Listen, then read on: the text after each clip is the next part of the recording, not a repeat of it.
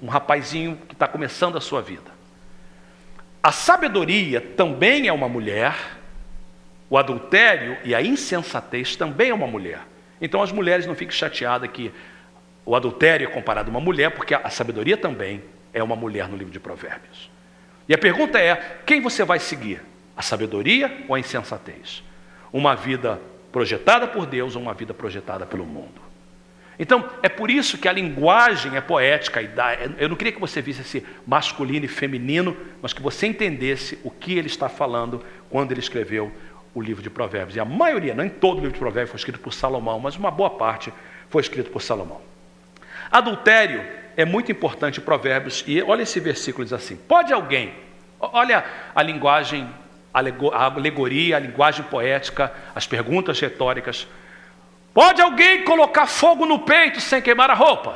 Peraí, se eu colocar fogo no peito, vai queimar minha roupa. Pode alguém andar sobre brasas sem queimar os pés? Se os pastores quiserem simplesmente pegar essa mensagem e pregar à noite, botar suas próprias palavras, faça isso. Porque na igreja de hoje, e eu digo a igreja não só mensagem de paz, mas também mensagem de paz, as pessoas acham que adultério é brincadeira. Eu falei isso na semana passada, ou retrasada, quando eu preguei, de pessoas que sabem que alguém está vivendo com uma outra pessoa que não é a sua esposa, que não é seu esposo, e fica ainda parabenizando, achando que é bonitinho. Pessoas que eram casados no Brasil e largaram a sua esposa, largaram o seu esposo, e vieram para cá e arrumam outro relacionamento e acham bonitinho. E põe uma fotinha no Facebook e a pessoa põe lá like. Isso é terrível, irmãos. Isso é contrário à palavra de Deus. Já pensou se você fosse aquela que ficou no Brasil? Ou se você fosse aquele que ficou no Brasil e agora é traído? E o que a gente planta, a gente colhe. Então, tenha muito cuidado com isso. E eu preparando essa mensagem, Deus sabe, eu gastei foram horas e horas preparando. Não que eu estou falando nada que vocês não saibam. Tudo que eu estou falando, vocês sabem. Mas a palavra de Deus é muito séria sobre isso. Nossa juventude hoje está sendo criada num mundo que acha que é ok. Porque toda novela, todo filme, sempre quando... Você pode votar, seja o filme que for, o mais inocente que seja, encontra a moça, encontra o rapaz, começa a namorar, daqui a pouco estão na cama dormindo, estão tendo relacionamento sexual fora do casamento. Então, as crianças são criadas com isso. As pessoas acham que isso é ok. Eu estava no Brasil e eu sei que tem alguém assistindo. Às vezes, o culto ao vivo é só ruim por causa disso, que o pessoal sabe tudo que a gente fala. Mas eu não tenho medo de falar sobre isso. Eu estava numa certa igreja no Brasil e eu vi a respeito de um pregador que já esteve na nossa igreja e estava sendo anunciado para pregar. Eu vi a foto dele e eu perguntei, como é que ele está? Está sendo muito usado por Deus e tal e tal. Pô, mas eu conheço esse homem. Esse homem largou a sua esposa, traiu a sua esposa, casou com outra que não foi nem a sua esposa, nem a que traiu, já a terceira. Tempo passou, mas continua errado. Não continua certo. Então, a igreja está aceitando muita coisa que nem o mundo... Quando Paulo escreve em 2 Coríntios, ele diz assim, Paulo escreve à igreja de Corinto, diz assim, no meio da igreja está acontecendo coisas que nem no mundo acontece. Eu penso que nós estamos vivendo nesses dias, em que as pessoas estão abrindo mão da ética e da moral, e achando que está tudo bem. Então, a Bíblia diz que não está bem. Olha o próximo versículo, que é tão importante, ele diz assim, mas o homem ou a mulher que comete adultério não tem juízo, que tem relacionamento fora do casamento, não tem juízo. Todo aquele que assim procede, a si mesmo se destrói. Vai destruindo a sua vida, destrói a sua moral, destrói tudo. Então, em Provérbios capítulo 5, nós encontramos uma passagem, eu escolhi um capítulo, e Provérbios 5 é um capítulo em que, se você quiser olhar na sua Bíblia, eu vou projetar, mas se você quiser olhar, eu acho fabuloso isso. Capítulo 5, versos 7 a 18, ele fala a respeito do relacionamento entre marido e mulher, e do perigo da infidelidade e do adultério. E começa dizendo dessa forma, agora, então meu filho, lembra que é a sabedoria falando, meus filhos, ouçam-me, Não se desvie das minhas palavras. Fique longe dessa mulher. Que mulher? Do adultério, da fornicação, pornografia.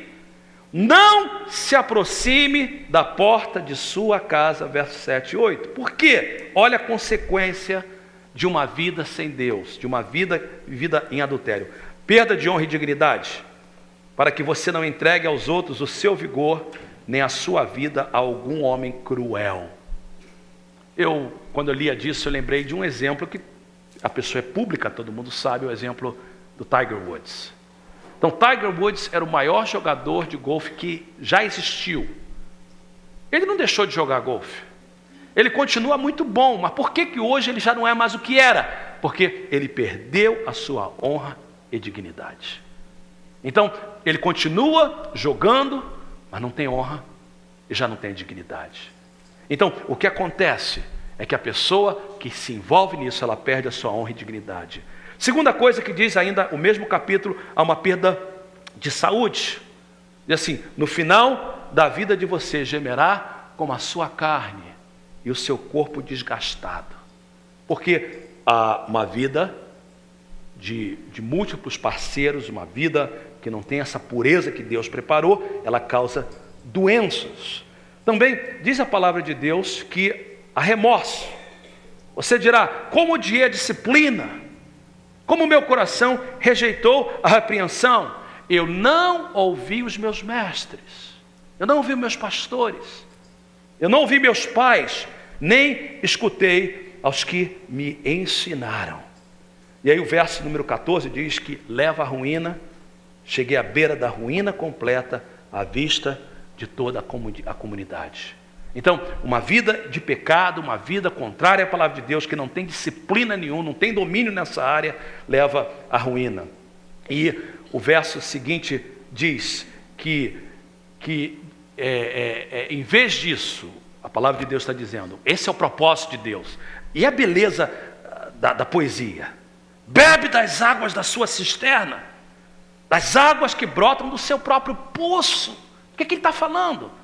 Do relacionamento sexual dentro do casamento, estipulado com domínio próprio. Beba das águas da sua cisterna, das águas que brotam do seu próprio poço.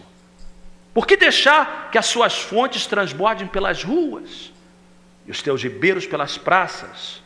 Que elas sejam exclusivamente suas, nunca repartidas com estranhos.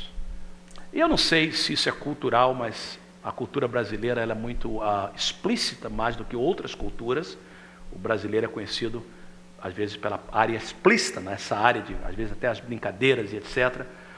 Mas fico pensando que até mesmo a privacidade do casal não deve ser compartilhada em público.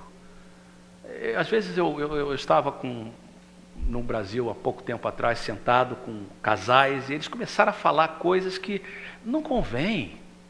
É uma privacidade do casal, não precisa de ser falado em público.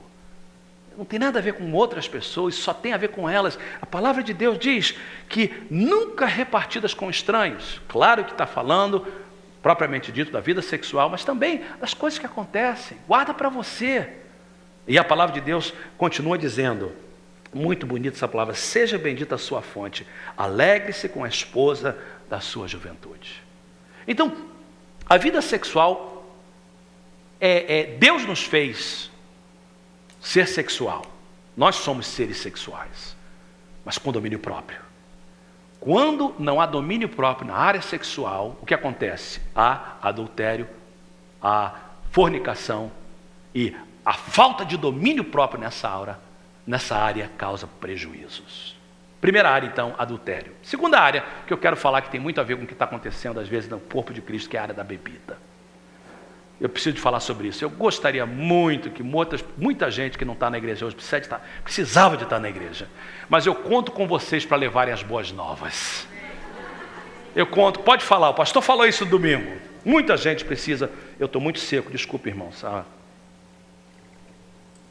Então, passe isso para outras pessoas. Eu encorajo que as pessoas que não vieram hoje possam ouvir. Manda elas comprarem a fita, manda elas entrarem na internet. Eu preciso de abrir o jogo com vocês. Eu não estou falando de proibição. Meu propósito não é isso.